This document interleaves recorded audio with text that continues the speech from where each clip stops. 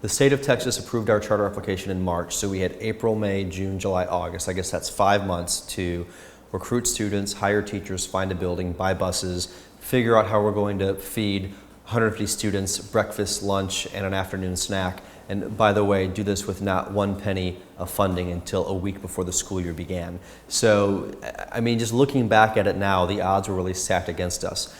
Particularly because our school building wasn't ready. We were going to lease space from the First Baptist Church of Donna in downtown Donna, Texas, and the building was not up to code.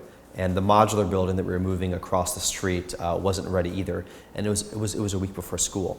And I already thought, you know, in the eyes of these parents, I probably don't have too much credibility. Again, 24 years old, only taught for a couple of years, never really been in charge or run anything bigger than my classroom. And I was painfully insecure that these parents were just going to figure out that I was a fraud. And when the building wasn't ready, I was even more convinced that they were just going to lose faith and lose confidence. But I just remember having this moment of soul searching and thinking, you know, if we're going to make this work, we're going to have to really enlist and engage parents.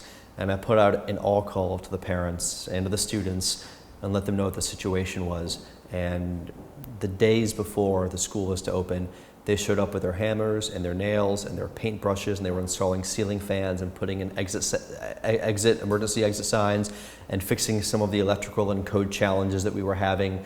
And it was amazing to just see how the students and their families literally built this school. And the first day of school came, and I just remember, you know, well, first of all, I overslept. It was the first and last time in my entire life that I've ever been late for work in terms of oversleeping, just because we were up until 4 o'clock the night before, and it seemed like I just put my head down, and all of a sudden it was an hour into the school year, and I get to school, and everything, it was just operating so smoothly. The kids were all in class, and the teachers were teaching. I thought, wow, there's not much to this charter school thing. It's not going to be too hard after all. And well, at the end of the school day, actually, Joanna and I shared an office, and I literally had my feet on top of the desk. And it was one of those things where I had my hands kind of behind my head, and I was like leaning back. I thought, wow, we really nailed it the first day. Well, and then the phone rang. And I pick up the phone, and it was one of our bus drivers, Omar. He was telling me that our bus had caught on fire.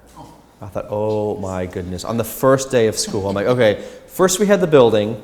That did not inspire confidence. Now we have a bus on fire. These parents are really going to be heading for the hills. Well, Joanna and I jumped in the car and we drove out to the north side of town where the bus was. And as we're getting there, I start seeing these billowing clouds of black smoke. And I'm just thinking, oh dear God, you know, what am I going to see when I get there? And there's the bus driver.